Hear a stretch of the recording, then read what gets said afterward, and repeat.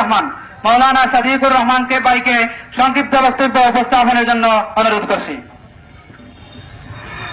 বিসমিল্লাহির রহমানির রহিম। আলহামদুলিল্লাহি রাব্বিল আলামিন ওয়াসসালাতু ওয়াসসালামু আলা রাহমাতাল লিল আলামিন। সম্মানিত বিক্ষুব্ধ জনতা, আজকে জকিগঞ্জ বাজারে আমরা এই সমস্ত মুসলিম জনতা একীভূত হয়েছি, এক প্ল্যাটফর্মে চলে এসেছি।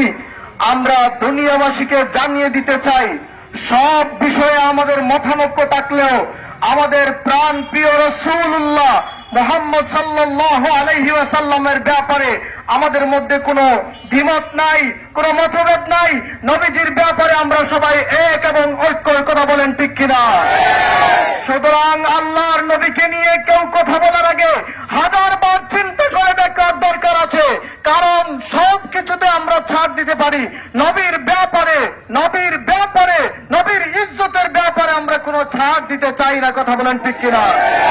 সম্মানিত মুসলিম জনতা, আমাদের ঈমানের মূল জায়গা হচ্ছে আমাদের রাসূলুল্লাহ সাল্লাল্লাহু আলাইহি ওয়াসাল্লাম।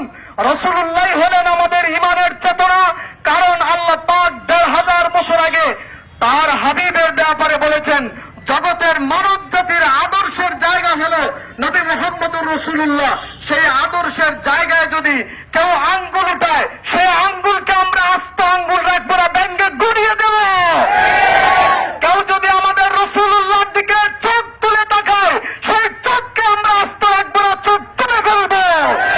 কেউ যদি আমাদের রাসূলুল্লাহর বিরুদ্ধে জিহ্বা বের করে, ওই জিহ্বা আমরা ঠিক রাখবো না, আস্ত জিহ্বা ছেড়ে ফেলবো। সম্মানিত মুসলিম জনতা, সুতরাং সবাই কান পেতে শুনে রাখা দরকার আছে।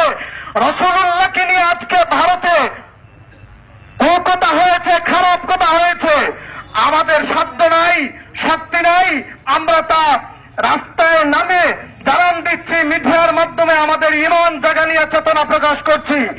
আমাদের মধ্য থেকেও কেউ মাঝে মধ্যে নবীজিকে নিয়ে কথা বলার দুঃসাহস দেখায়, তাদের ব্যাপারে আমরা জানিয়ে দিতে চাই, এইরকম বেজন্মা পরিচয় নিজেকে দেওয়া থেকে বিরত থাকবেন, কারণ মুসলমানরা নবীজির ব্যাপারে কোনো কিছুই বরদাস্ত করার মতো ঈমান তাদের নেই, বরং নবীজির ব্যাপারে তাদের ঈমান বারুদের মতো জ্বলে ওঠে।